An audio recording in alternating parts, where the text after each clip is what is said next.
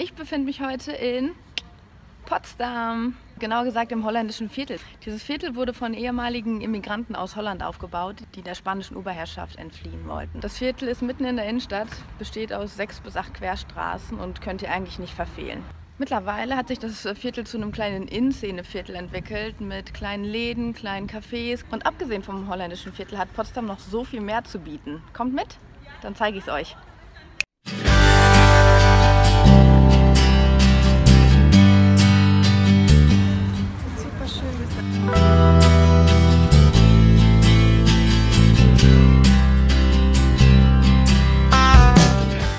Ich stehe jetzt am Luisenplatz und hinter mir seht ihr das Brandenburger Tor. Nein, nicht das in Berlin, sondern das in Potsdam. Dieses Tor wurde von 2 verschiedenen Architekten entworfen, die jeweils eine Seite gestalten durften. Und demnach sieht es je nachdem, von welcher Seite man guckt, auch ganz anders aus. Wir gehen jetzt in den Schlossgarten, Schloss Sanssouci. Ich hatte nicht gedacht, dass hier so viele Gründerzeitgebäude stehen. Ich habe mit mehr 50er-Jahre-Bauten gerechnet, aber nicht mit so schön detailreichen, verschnörkelten Fassaden. Wir sind jetzt endlich angekommen. Wir sind im Schlosspark von Sanssouci und wir können es kaum erwarten, ein bisschen zu erkunden. Der Schlosspark ist riesig und ihr solltet euch vorab informieren, wo ihr hin wollt. Ansonsten lauft ihr hier ungeirrt rum. Und das wäre natürlich schade, wenn ihr so die Highlights verpassen würdet. Wuhu! Wir sind da. Schaut euch das an. Guckt euch das an, wie schön, oder? Das Schloss Sanssouci war ursprünglich das Sommerschloss von wem eigentlich? Friedrich dem Großen, dem Herrscher über Preußen. Ich kann absolut nachvollziehen, warum er sich hier so wohl gefühlt hat. Es ist sehr schön hier, nicht so überrannt wie erwartet, denn obwohl wir Anfang August haben, sind wirklich nur vereinzelte Touristen hier.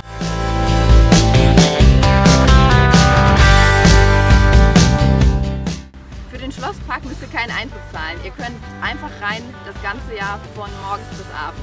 Für das Schloss an sich braucht ihr allerdings Tickets und da solltet ihr euch wirklich so früh wie möglich drum kümmern.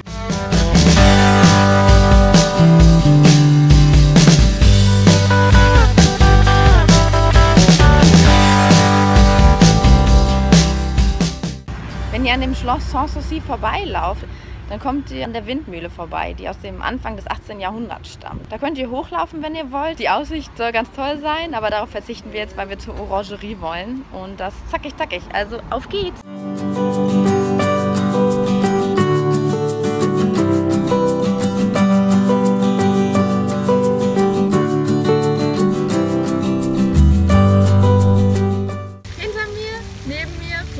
Wir befinden uns jetzt in der Orangerie. Im ganzen Park gibt es Statuen, Brunnen, super schön gestaltete Flächen einfach. Und die Orangerie wurde ursprünglich dafür genutzt, diese ganzen Kübel und Statuen im Winter unterzubringen, damit sie halt nicht kaputt gehen wegen der Kälte. Friedrich hat sich dann im Jahr 1747 aber dazu entschlossen, die Orangerie umzubauen, und zwar in ein Gästehaus. Ich habe da noch was vergessen. Die Gärten von der Orangerie sollen sogar noch schöner sein als die vom Schloss Sanssouci, zudem nicht so überlaufen. Also kommt in die Gärten von der Orangerie, hier ist es wirklich schön. Das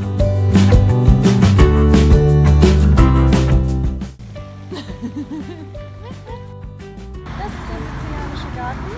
Und zwar war das so, dass der Prinz einer der ersten Prinzen war, der reisen durfte, also aus bildungstechnischen Gründen. Und der ist unter anderem auch nach Sizilien gereist und war so beeindruckt, dass er sich dachte, Potsdam braucht Palmen. Und deswegen haben wir hier Palmen. Gute Idee. Mittagspause. Yes, wir müssen jetzt mal kurz pausieren, denn ansonsten bin ich hangry. Denn wie ihr vielleicht wisst, wenn ich nicht ausreichend Zucker und ausreichend Nahrung in mich reinschaufele, werde ich sauer und böse. Demnach hat Katharina vorgesorgt und mir Süßigkeiten mitgebracht. Beste Travel Buddy ever. Wir gehen jetzt Richtung Neuer Palais. Das Gute ist, alles ist total fußläufig zu erreichen und die Wege sind total schön, also man geht sie gerne. So, hinter mir seht ihr jetzt das Neue Palais von der Rückseite. Der Neue Palais wurde ursprünglich auch als Gästehaus, genauso wie die Orangerie, angelegt. Und Zimmer innen drin sollen wirklich pompös und mit Luxus pur ausgestattet sein. Wir verzichten da jetzt drauf. Also meiner Meinung nach ist nämlich tatsächlich nicht das neue Palais das Highlight hier, sondern Mopke oder das Mopke. Ganz besonders schön am Mopke finde ich diesen Treppenaufgang, der einfach wie bei einer Umarmung aussieht.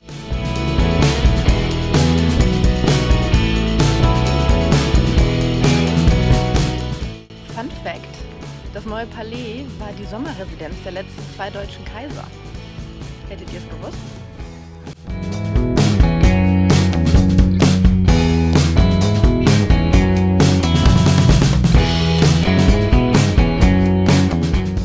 Hinter mir seht ihr jetzt das chinesische Haus, das so heißt aufgrund der chinesischen Figuren, die um das Haus aufgebaut sind.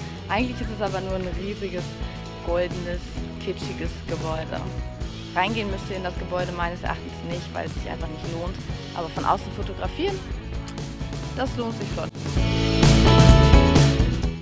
Wir sind jetzt in der russischen Kolonie angekommen, etwas nördlich der Innenstadt. Und wir gehen jetzt einfach ein bisschen erkunden, schauen uns so tolle Häuser an wie dieses hier. Auf geht's!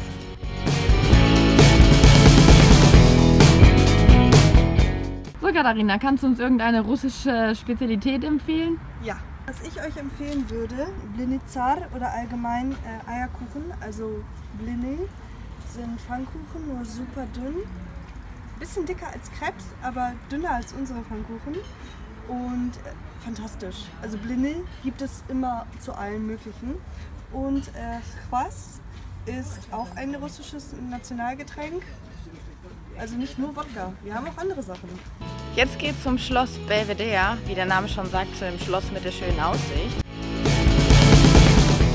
Hinter uns seht ihr das Schloss Belvedere. Hat heute, wir haben jetzt kurz vor 7:30, dementsprechend leider schon zu. Unser letzter Spot für heute ist Schloss Sizilienhof und auf dem Weg dahin haben wir die Havel entdeckt, ganz idyllisch mit vielen kleinen Enten, super schön. Nur noch 500 Meter und wir erreichen das Schloss. Auftritt Sarah. Hinter mir seht ihr das Schloss Sizilienhof, wo sich vor 70 Jahren, also im Jahr 1945, Truman, Churchill und Stalin getroffen haben, um das Ende des Zweiten Weltkriegs zu unterzeichnen. Kleiner Geheimtipp: Wenn ihr sowieso nicht vorhabt reinzugehen, am besten kommt ihr zu späterer Stunde, denn hier ist wirklich keiner mehr.